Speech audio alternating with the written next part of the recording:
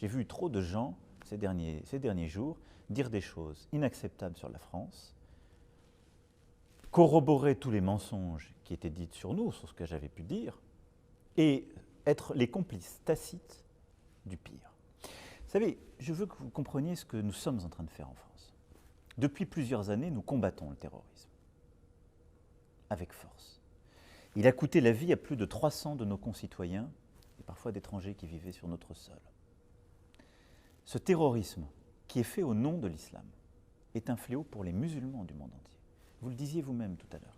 Vous savez, quand on regarde les chiffres qui aujourd'hui font autorité, si on prend les 40 dernières années dans le monde, plus de 80% des victimes de ce terrorisme sont des musulmans.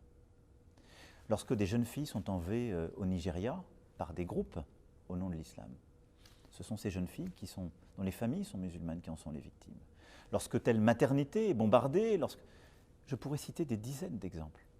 La principale victime du terrorisme fait au nom de l'islam sont les musulmans. Ce terrorisme, nous le combattons parce qu'il nous frappe sur notre sol. Il y a ensuite une deuxième catégorie que j'ai décidé de combattre. Et là-dessus, il y a eu des incompréhensions parce qu'il y a eu un problème de traduction. C'est ce qu'on appelle en France l'islamisme radical. Qu'est-ce que ça veut dire? Ce sont les extrémistes violents qui détournent la religion et qui commettent des violences au sein de l'islam. Et on a traduit ce combat que je menais comme étant un combat contre l'islam. Non, au contraire. La France est un pays où il y a plusieurs millions de nos concitoyens dont la religion est l'islam. Je ne vais pas les combattre. Ils sont pleinement citoyens, ils veulent vivre en paix. Et nous avons des pays amis partout dont la religion majoritaire est l'islam. Mais aujourd'hui, au nom de l'islam et détournant cette religion, des extrémistes violents font le pire. Et ils ne sont pas terroristes. Mais qu'est-ce qu'ils font? Ils déscolarisent des enfants, ils les endoctrinent et ils justifient la violence.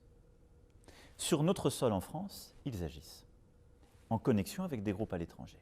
Et donc, ce à quoi nous nous sommes attelés depuis 3 ans avec beaucoup de force, c'est justement d'essayer de réduire leur emprise pour protéger notre peuple et pour protéger, entre autres aussi, les Français de confession musulmane.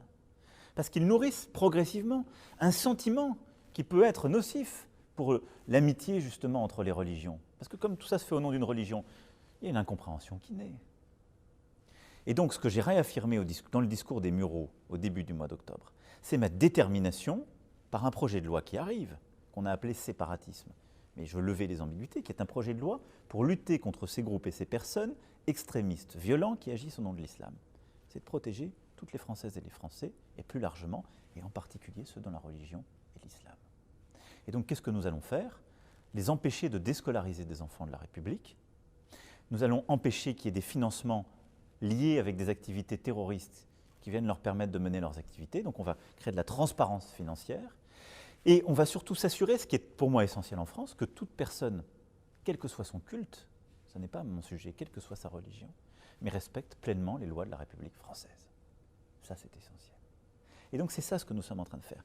Mais moi, je veux faire la séparation entre ces extrémistes qui commettent le pire ou justifient le pire, parfois dans des discours très sophistiqués et dangereux, avec les musulmans.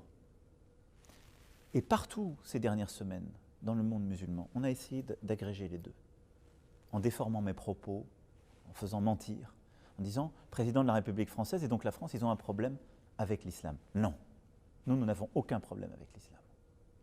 Aucun. Notre histoire d'ailleurs, intellectuelle, culturelle, est intriquée avec l'islam. Nous sommes un des premiers pays qui a traduit le Coran. À la Sorbonne, en France, depuis le XVIIe siècle, on le traduit, on l'enseigne, et des controverses importantes s'y sont tenues. Nous sommes un des premiers pays à avoir ouvert dans le cœur de la capitale une magnifique mosquée, la Grande Mosquée de Paris, et interrogé nos représentants religieux. Le président du Conseil français du culte musulman, le recteur de la Grande Mosquée, ils vous diront la même chose que ce que je viens de vous dire. Et donc le combat dans lequel nous sommes engagés, qui est un combat pour nos générations essentielles, c'est un combat contre le terrorisme, contre l'extrémisme violent et tous les discours de justification de cette violence au nom de l'islam, mais pour protéger nos concitoyens dans tous les pays du monde, quelle que soit leur religion, y compris les musulmans.